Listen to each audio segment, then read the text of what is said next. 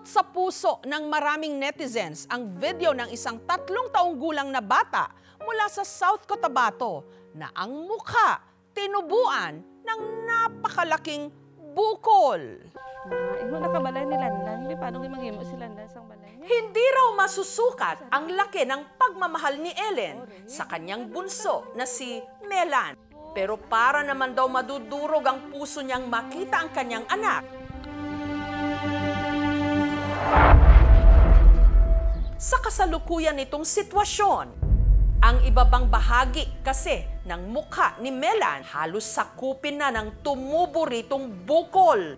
Ang kanyang bibig hindi na niya maisara habang ang kanyang kaliwang mata halos wala na ring makita dahil sa laki ng tumor. Unsa may ginaingon sa mga ubang bata sa imo? Dako. Yung isa ma'am, yung magtulok siya nga kay maibikan lang gid ma'am. Daw hindi mo mahambal nga amo na natabo siya. Isa inaano ko lang sa ma'am, lingaw-lingaw ko na lang siya. Nakita ba naman kay baby ma'am, ga-fighter. Ito ang kaso na pinakamaraming beses na itinag at i-message sa aming programa sa linggong ito, ang napakalaking hamon ni Melan. Dito sa bayan ng Santo Niño sa South Cotabato, nakatira ang 3 taong gulang na si Melan, kasama ang kanyang nanay Ellen at tatay Erwin.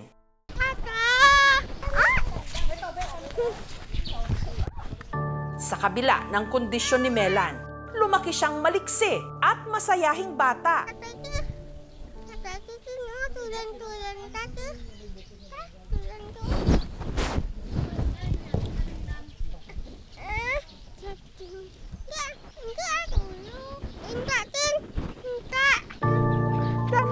Ang pirmi niyang kalaro, ang kanyang nanay Ellen. Kami lang po permi duwa ni Bibi Milan nagatawo sa balay namon. Kay nagaobra po ang akon asawa sa umas. Dahil sa kanyang bukol, hirap makapagsalita si Melan. Kung magambal si Bibi Milan sa akon, nga hindi ko maintindihan kung ano ginhambal, ko na lang po sa nagapamangkot. Hirap din siya sa pagkain. Kahit pa sa paborito pa man din niyang ulam, fried chicken. Kung yung matigas yung panits ginakuha naman, nagapilas po ang bunganga niya, ma'am. Kag yung unod lang po ang kinakain niya. Kung ako pong gapakaon sa iya, ma'am, hindi siya po gusto. Makontrol niya po, ma'am. Kung siya ang nagakaon, kay makontrol niya ilagay sa bunganga niya, ma'am.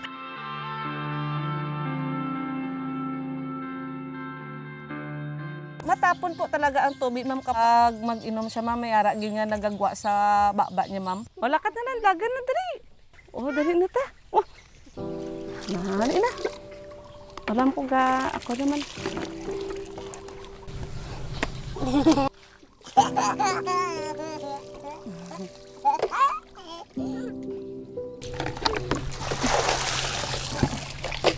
Yung pwede lang po yun siya isuot sa kay baby ma'am, yung may mga striptease or spaghetti kay para kasya gid sa kanyang mukha po, ma'am. Sa isang araw, mag-ilis kami sang bayo na mamang 4 or 5 ka bisis. Parati na lang po, ma'am, nagabasa ang bayo na, ma'am, sa iyang alaway. Ano nga color?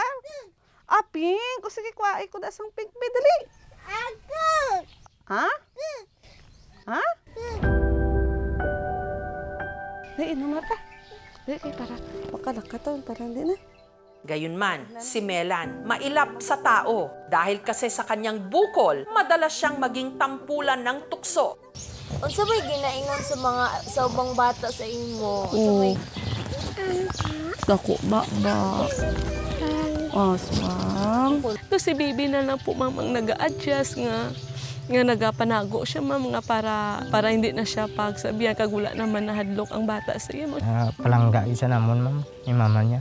Yung isa ma'am, yung magtulok siya nga kay maibikan lang gid ma'am. Daw hindi mo mahambal amo na natabo siya. Isa na lang ka mata niya ang makakita. Aring mata niya po, ma'am, kaliwa po, ma'am, ayan ang mata na hindi makakita kay natabunan na. Nakita ba naman kay baby, ma'am? Ga-fighter siya, ma'am. Nga kung iba niya bata, ma'am, nga may karamdaman nga parehas kay baby. Marunong man na yan kumakain. Ganun, kumakain lang po na siya lang. Umiinom po siya ng gatas nga siya lang po, ma'am. Ano ba talaga ang nangyari sa bata? Malusog naman daw si Melan nung isinilang ito taong 2022. Pero nung siya'y nag-10 buwang gulang, si Melan na aksidente. Nagsasayang po ako ng tinigang po, ma'am. Iniwan ko lang po doon si Bibi sa upuan namin. Tapos siya po magtindog siya, ma'am, na mo ang iyang aguyas. Hanggang sa may napansin siya sa mukha ng anak. Ang may nagtubo nga punggod lang po siya, ma'am. Hot compress ko po siya, ma'am. Tapos napansin gid namin nga mga ilang araw, ilang week, ma'am, nga nagadako gid, ma'am, ang bukol ni Bibi. Nga ipa-check up naman sa ENT. Pero nung ipina-CT scan nila si Melan, nalaman na ang tumubo sa mukha ng bata, hindi lang pala simpleng bukol. May ibang tumor daw siya, ma'am. Kailangan gid nga i-biopsy. Nirefer ko po siya sa isang malaking institusyon sa Davao City for further workup. Ang bukol, ipinabiopsy nila at nadiskubre na meron itong tinatawag na ossifying fibroma. Pero dahil sa paglawak at paglaki ng kanyang bukol, tinatawag na ngayon itong cherubism. 1 in 1 million na ang occurrence nito. Nakahinga na lang daw ng maluwag ang mag-asawa nung nalaman nilang hindi ito cancer at pwede itong operahan. Ang sabi po ng doktor sa amin, ulato na lang namon 5 years, ma'am, kay ko operando si Bibi nga mo daw na siya kagamay, ma'am. Hindi na daw kaya, ma'am, ang operasyon. Yun nga lang, sa paglipas ng panahon na hindi na operahan ang bukol ni Melan, patuloy itong lumaki. Sa 2 taon yun, ma'am. Nang marami pa mangyari kay Bibi, baka hindi na siya makakita or doon na siya mag-start, ma'am, nga mag-suffer, ma'am. Kaya ang gusto ngayon ng mag-asawa, humingi ng second opinion. Kung may ara man, ma'am, nga ospital, mag-opera kay Bibi nga, biska na muna kadako kay Bibi, ma'am, nga hindi sa mag-suffer. Nitong Miyerkules, ipinakonsulta namin si Melan sa isang pediatrician sa South Cotabato. Ang bata, malnourished daw. Ang timbangan niya ngayon is 10 kilos at saka hindi ito normal na timbang para sa edad niya. Babala ng doktor, bagamat halos sakupin na ng tumor ang mukha ni Melan, posible pa raw itong lumaki. Habang lumalaki yung bukol, mahirapan na siyang kumain. Basi magabot man gid time, sir, nga mabudlayan siya makaon, sir, kag hindi na siya makakaon kay tungod sa bukol niya. Sunod na dinala ng aming team si Melan sa Davao City para muling masuri ng isang otorhinolaryngologist o ENT, ear, nose, and throat doctor. Nilinaw ng doktor na ang ossifying fibroma hindi raw dahil sa aksidenteng pagkahulog ni Melan nung siya'y baby pa lang. Ang problema talaga dyan is yung mutation. May problema sa gene na nagkukos na mali na pag-develop ng buto sa mukha, sa pisngi at saka sa panga. Around 2 to 5 years old, paglaki talaga ng bukol, talagang agresibo siya. Kailangan natin maglagay ng butas sa liig, hindi natin hayaan na mag-obstruct yung daluyan ng hangin at saka feeding. Minabuti na rin ang aming programa na ipa-check up pati ang lumalabong paningin ng bata. Yung left eye niya, hindi ko masabing bulag totally. May chance na baka hindi lang nakakakita kasi nga hindi niya mabuksan yung kanyang left eye. What we can do para mapigilan natin yung pagkabulag ng bata is tatanggalin natin dapat yung tumor. Ipinatingin rin namin si Melan sa isang facial plastic and reconstructive surgeon. In terms of management, kung tungod lang sa bukol niya na sa kadako niya, pero naay chance na mudako siya usab. So dili siya one time, big time na chap-chap po na siya niya, okay na. It takes several surgeries siguro. Nya, kada surgery nimo bantayono nimo. So, ang kalagayan ng bata, nandun na po tayo sa grade 3 or last stage ng cherubism. So, at her age right now, hindi po natin mararecommend agad-agad ang surgery because of her tumor na aggressive. And if we do it, maybe baka mas lumaki pa ang bukol niya. Mas maganda i-optimize muna natin yung kanyang weight before doing more serious surgeries. Gawori naman kami kay Bibi Milang kay nagadako naman ang iya nga bukol, sir. Ito lang naman ang time, sir, nga para kay Bibi nga kung pilagid ang edad niya, sir, nga maoperahan. Samantala, para kahit papaano mapasaya si Melan, Ibot mo.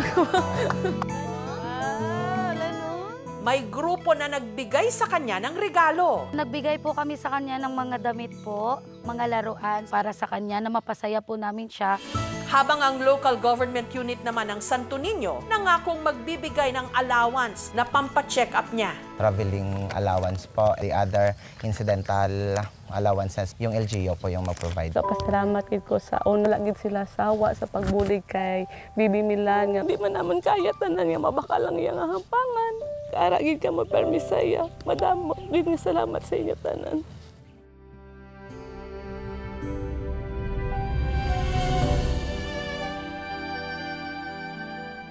Napakabata pa lang pero napakabigat na ng dinadala ni Melan.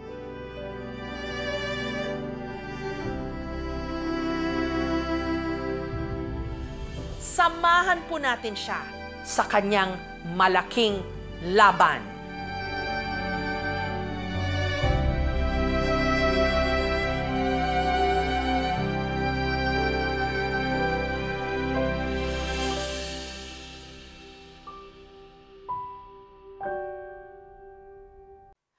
Thank you for watching, mga kapuso. Kung nagustuhan niyo po ang videong ito, subscribe na sa GMA Public Affairs YouTube channel. And don't forget to hit the bell button for our latest updates.